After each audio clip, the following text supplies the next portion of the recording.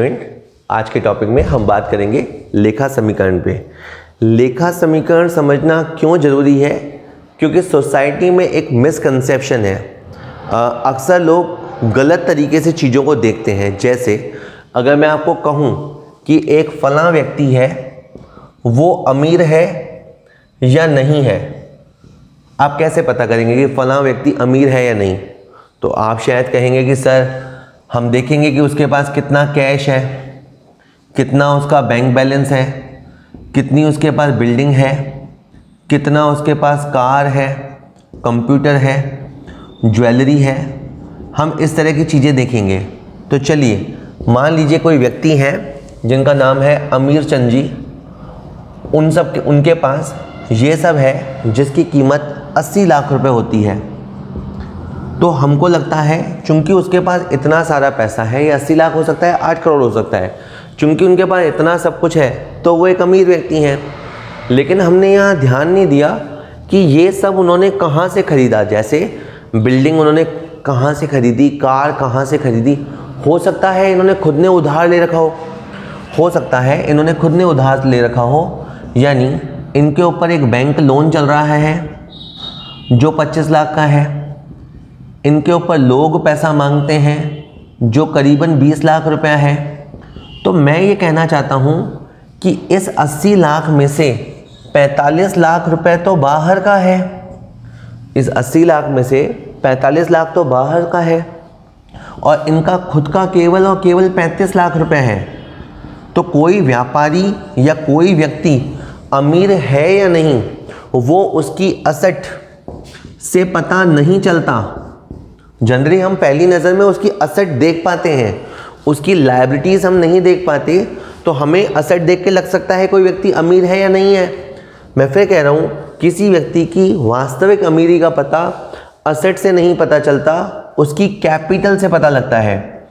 उसकी कैपिटल का जो साइज़ होता है वो तय करेगा कि वो व्यक्ति अमीर है या नहीं है।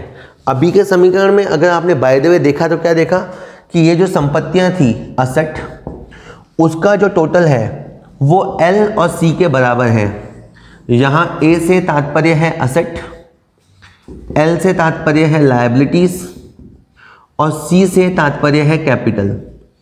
तो मैं अगर कहूँ आपको सच बताऊँ तो किसी व्यापार में या किसी व्यक्ति के पास जो संपत्तियाँ होती हैं वो लायबिलिटीज़ और कैपिटल के बराबर होती है। लेखा समीकरण में आज के टॉपिक में हम इसी समीकरण का अध्ययन करेंगे और बार बार सौदे कैसे समीकरणों को परिवर्तित करते हैं, कैसे समीकरणों को चेंज करते हैं, वो देखेंगे। क्वेश्चन के दौरान एक बात बता दूं कि अगर कैपिटल जैसे अगर लॉस हो जाता है या एक्सपेंसेस हो जाते हैं या ड्राइंग हो जाती है तो कैपिटल कम हो जाएगी।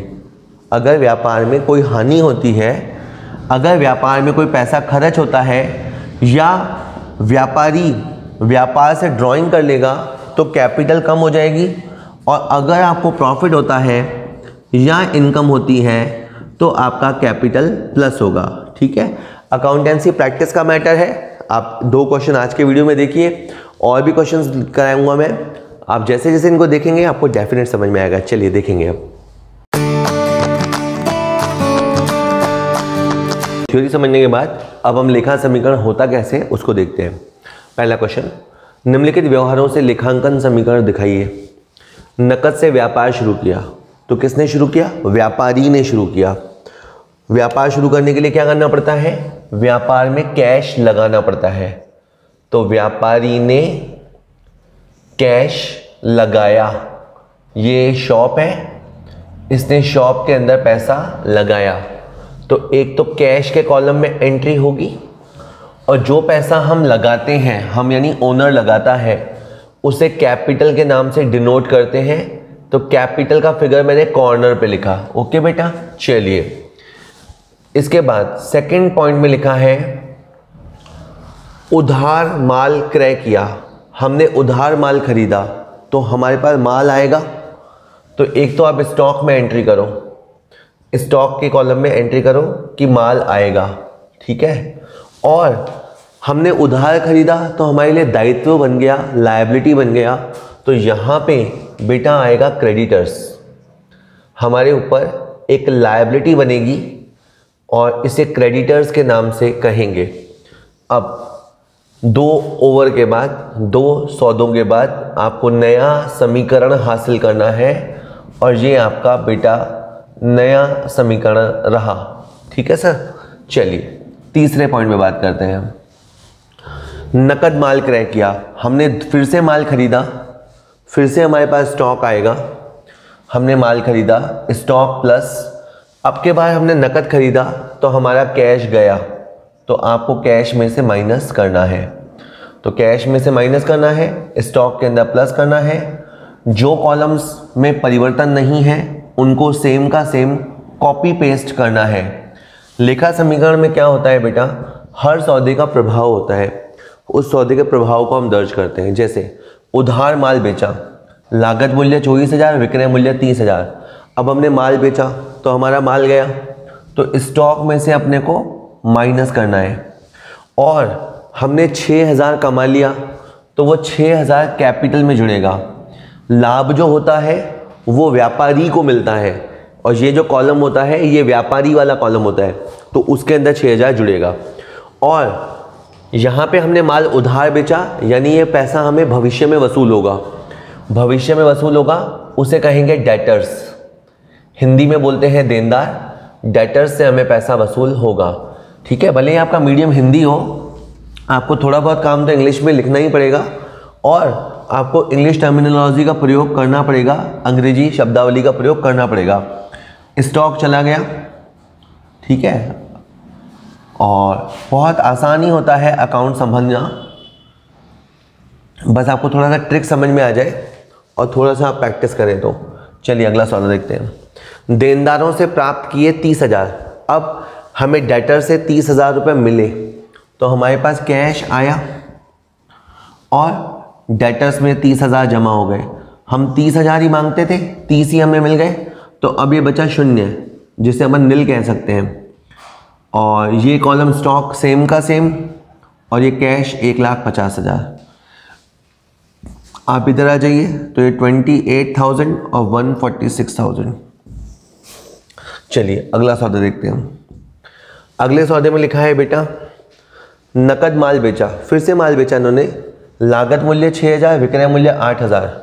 तो 6,000 का माल 8,000 में बेचा तो कैश आया, स्टॉक गया और 2,000 कैपिटल में जुड़ेगा। माल बेचने के जनरली ये 3 प्रभाव होते हैं, जितना पैसा मिलेगा वो कैश में प्लस, जितना माल बेचोगे वो स्टॉक में माइनस, और जितना आप कमाओगे, अगर कमाओगे तो कैपिटल बढ़ेगा।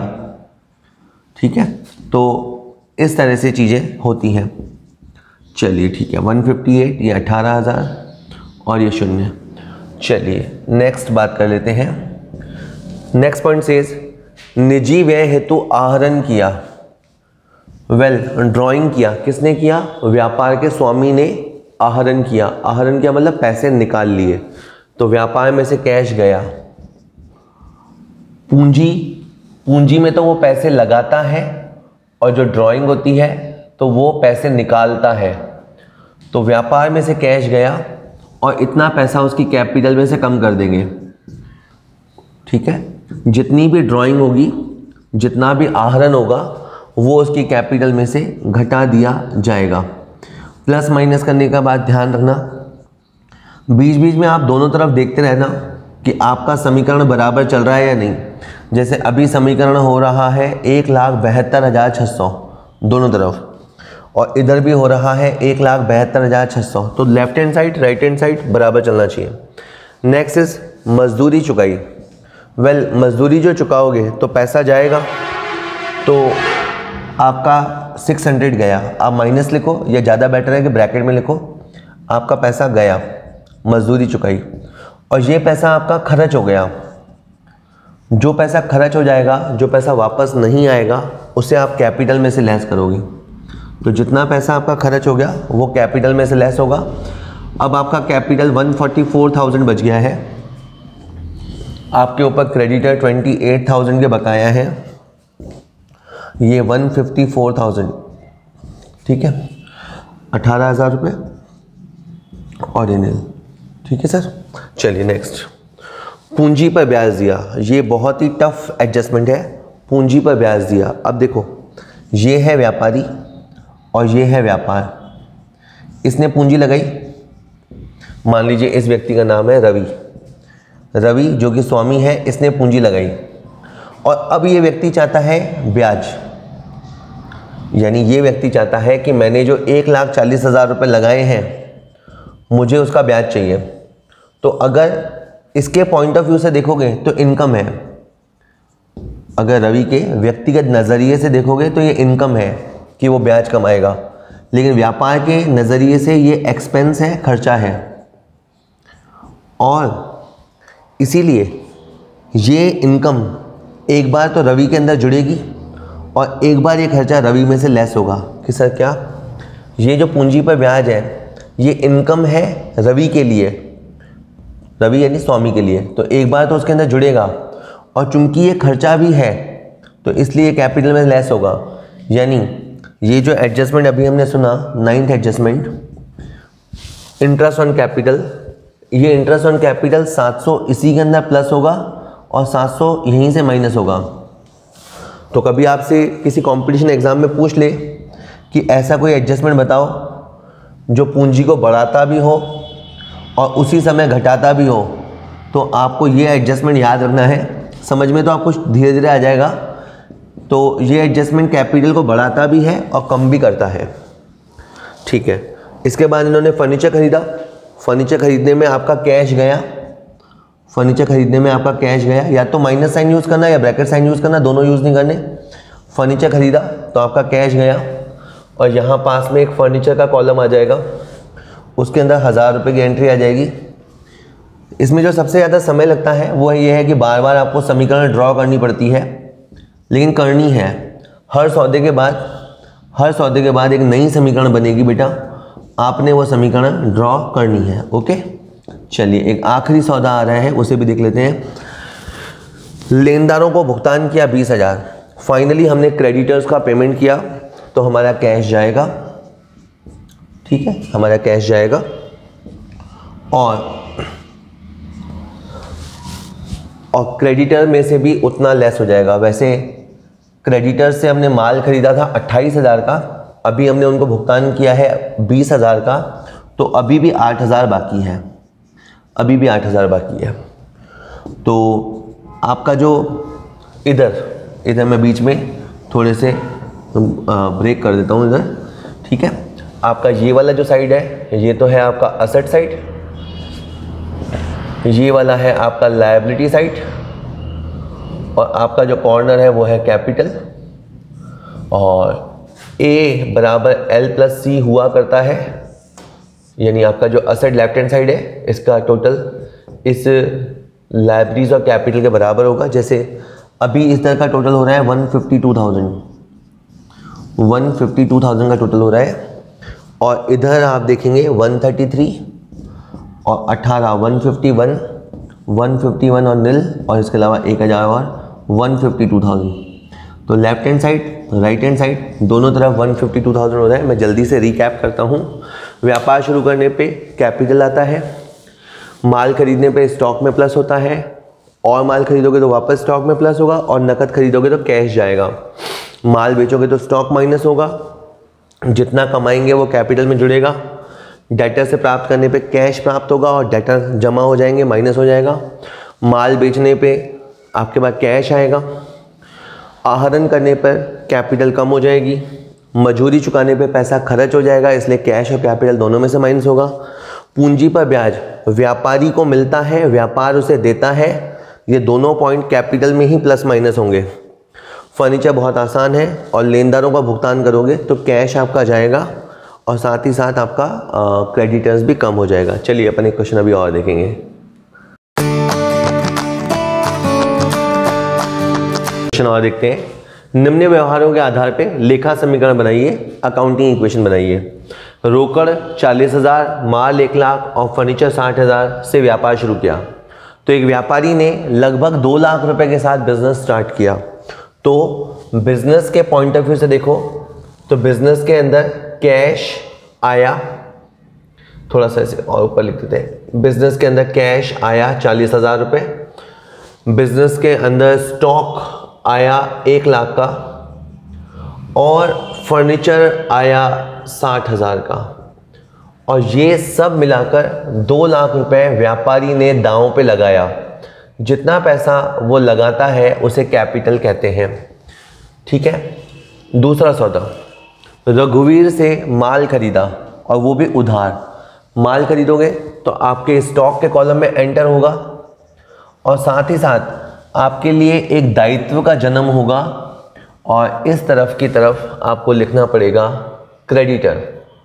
तो आपके लिए एक लायबिलिटी क्रिएट होगी, एक क्रेडिटर्स क्रिएट होगा और ये है 80,000 का। इसके बाद आप नया इक्वेशन हासिल करेंगे। कैश 40,000 है, स्टॉक 180 हो चुका है, फर्नीचर 60,000, क्रेडिटर 80,000, कैपिटल 2 लाख। अब आपको हर सौदे के बाद नया इक्वेशन बनाना है। थर्ड पॉइंट में लिखा है कार्यालय के प्रयोग हेतु नकद फर्नीचर खरीदा। मेन थिंग इज फर्नीचर खरीदा। ओके, तो मैं बता रहा था कि आपने फर्नीचर खरीदा तो आप सोचिए क्या हुआ, आपका कैश गया। भाई फर्नीचर फ्री में तो आएगा नहीं, तो आपका कैश गया और आपके पास फर्नीचर का कॉलम पहले से ही है, उसमें आप एंटर कर दो, इतनी सी बात है। लेकिन जिन कॉलम्स में हलचल है उसके अलावा भी बाकी के कॉलम्स आपको कॉपी पेस्ट करने पड़ेंगे। ये थोड़ा सा आपको बोर करेगा लेकिन ये ज़रूरी पार्ट है क्वेश्चन का। उसके बाद चौथा सौदा कहता है नकद माल बेचा। नकद माल बेचा 80,000 का, इसका लागत मूल्य 60,000 है। इस व्यक्ति ने माल बेचा है तो इसके कैश के अंदर प्लस होगा, स्टॉक में से माइनस होगा, और इसने 20,000 कमाया है, जो गैप कमाया है वो 20,000 रुपये कैपिटल में प्लस होगा। यहाँ पे कैश प्लस होने के बाद 1 लाख हो गया है, स्टॉक 120,000 रह गया है, फर्नीचर 80,000 और 2,20,000। देखिए जैसे ये क्वेश्चन मैंने प्योर हिंदी में लिखा है वैसे ही एक वीडियो सीरीज़ मैंने बनाई है जिसमें क्वेश्चन इंग्लिश में लिखा है। समझाते समय तो मैंने मिक्स लैंग्वेज में समझाया है, उसमें क्वेश्चन इंग्लिश में लिखा है। तो आप इन वीडियोस को अगर लगता है कि आपको सफिशिएंट नहीं है तो आप कुछ एक वीडियोस उनको भी देख सकते हैं। अकाउंटिंग इक्वेशन के नाम से ही वीडियोस है, आप प्ले करेंगे तो डेफिनेट आपको उससे भी फ़ायदा मिलेगा। और केवल इतना फ़र्क है कि उसमें क्वेश्चन इंग्लिश में लिखा है तो आप आराम से कर पाएंगे। पांचवा है 10,000 की लागत का माल निजी प्रयोग हेतु निकाला। दुकान से माल कौन निकाल सकता है? जो दुकान का स्वामी है वो डेफिनेट निकाल सकता है। तो आपका माल चला गया है दुकान से, ठीक है, और 10,000 रुपये आपकी कैपिटल में से कम होगा। किसी किसी को लगता है कि सर माल निकाला तो माल आया, नहीं, माल आया नहीं। देखिए ये व्यापारी है और ये व्यापार है, ये दोनों अलग अलग होते हैं। इसने माल निकाला, इसके पर्सनल पॉइंट ऑफ व्यू से माल आएगा लेकिन दुकान के पॉइंट ऑफ व्यू से माल जाएगा, और अकाउंटिंग इक्वेशन सब व्यापार के हिसाब से होती है। तो व्यापार में से माल चला गया और कैपिटल में से इतना पैसा कम कर देंगे, इसे हम ड्राइंग कहते हैं, और ड्राइंग हमेशा कैपिटल को कम करता है। वापस आपको फिगर सेम के सेम उतारने हैं। जैसे अगर बीच में चेक करना चाहें तो इधर का टोटल 290 होता है और इधर का टोटल 290 होता है। इसका मतलब हमें लगता है कि हम सही रेल पे चल रहे हैं, सही ट्रैक पे चल रहे हैं। इसके बाद है स्वामी ने निजी प्रयोग हेतु कंप्यूटर खरीदा। अब कंप्यूटर खरीदोगे तो पैसा जाएगा, ये तो सिंपल सी बात है, लेकिन ये कंप्यूटर दुकान के लिए नहीं खरीदा गया है। ये उसने कंप्यूटर अपने पर्सनल यूज़ के लिए ख़रीदा है, अपने बच्चों के लिए, फैमिली के लिए ख़रीदा है, तो ये उसकी कैपिटल को कम करेगा। यानी 2 मिनट पहले उसने दुकान में से माल निकाला था, अब उसने पर्सनल यूज़ के लिए दुकान में से पैसा निकाला है। चाहे रीज़न कुछ भी हो, उसे सब्जी खरीदनी हो या कंप्यूटर, उससे हमें मतलब नहीं है, दुकान में से उसने पैसा निकाला है, ठीक है। चलिए, तो ये इस तरह से चलेगा बात। अगला ट्रांजैक्शन कहता है कि कृष्ण कुमार को उधार माल बेचा। अब के बार हमने माल बेचा, लागत मूल्य 1 लाख और हमने बेचा है 130,000 में। तो माल बेचेंगे तो स्टॉक में से माइनस करेंगे, हाँ सर, और हमने उधार बेचा है तो यहाँ पे डेटर्स का जन्म होगा 130,000 से। बाय द वे हमने इस सौदे में 30,000 कमाया है, वो 30,000 कैपिटल में प्लस होगा। व्यापार जो कमाता है वो व्यापारी की ही होती है। हकीकत में व्यापारी दुकान लगाता ही इसलिए है कि वो कमा सके। व्यापार पैसा कमाने का एक ज़रिया होता है। जैसे कुछ लोगों के लिए नौकरी पैसा कमाने का ज़रिया होता है, व्यापारी के लिए दुकान ज़रिया होता है, और प्रॉफिट जो भी होगा वो उसकी कैपिटल को प्लस करेगा। बाकी कैश में कुछ तब्दीली नहीं होगी क्योंकि ये सौदा उधार था। उधार सौदे की वजह से डेटर्स का जन्म हुआ, इसे आप देनदार कहते हैं। और फर्नीचर अभी हमारा 80,000 पे ही है और स्टॉक अब केवल हमारे पास 10,000 का ही बचा है।